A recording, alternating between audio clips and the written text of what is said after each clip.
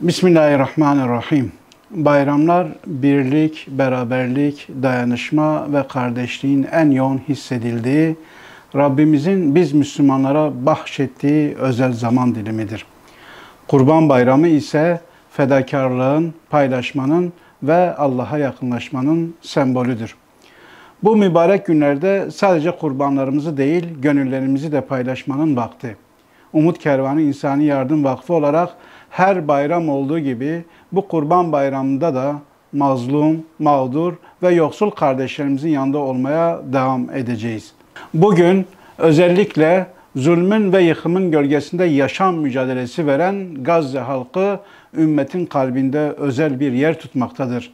Açlığa, susuzluğa mahkum edilen ve soykırıma uğrayan Gazze'deki kardeşlerimiz, kadınlar ve yaşlılar bayram sevincine değil, hayatta kalma mücadelesine tanıklık ediyorlar.